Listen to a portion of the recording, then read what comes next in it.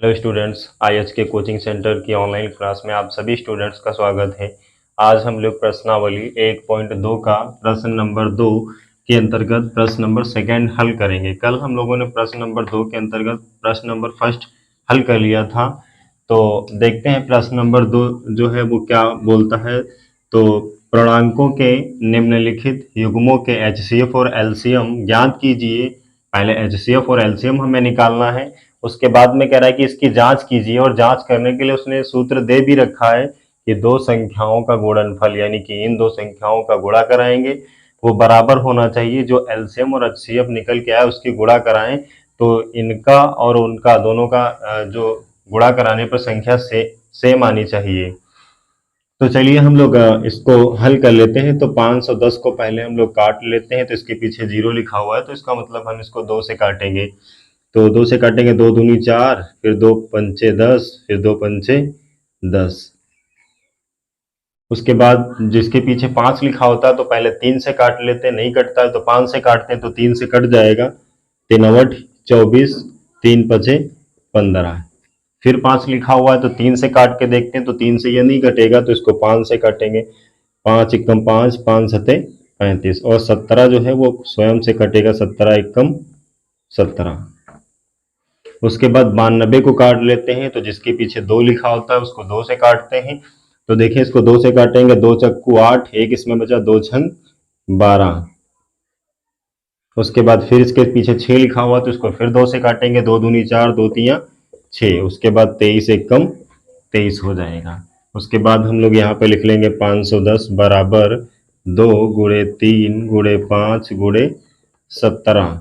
उसके बाद 92 लिख लेंगे, और 92 लिखने के बाद 2 गुणे 23। अब हम लोग देख रहे हैं कि यहाँ पे कॉमन कौन सी संख्या नजर आ रही है, तो हमें कॉमन 2 नजर आ रहा है। एक बार 2 दोनों में मिल रहा है, तो यानी हमारा जो एचसीएफ हो जाएगा, एचसीएफ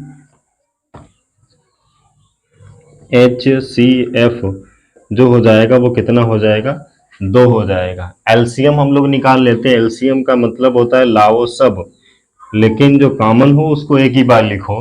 तो देखो ये 2 लिख लिया, ये 2 कॉमन है तो यानी एक ही बार 2 लिखा जाएगा। उसके बाद ये वाला 2 लिख लेंगे, उसके बाद में 3 लिख लेंगे, उसके बाद में 5 लिख लेंगे, उसके बाद में 17 लिख देंगे, उसके बाद में 23 लिख देंगे। तो इसका गुणा कराएंगे, 2 दूनी 4, 4 तियां 12, 12 पंचे 60, 12 पंचे 60 हो गया। फिर 17 छंग 102, ये 0 उतर जाएगा। उसके बाद 23 का गुणा करा देंगे 1020 में, तो 3 0 0, 3 दूना 6, 3 0 0, 3 एकम 3। उसके बाद 2 0 में 0, 2 दूना 4, फिर 2 0 में 0, 2 एकम 2, यानी 0 6 4 3 2, यानी 23 46 0 आ जाएगा। 23 46 0 हमारा आ जाएगा। तो हम लोग यहाँ एलसीएम लिखेंगे बराबर 23 46 0, यानी कि 23,460 हमारा एलसीएम निकल के आ जाएगा। अब हम लोग इसकी जांच करते हैं।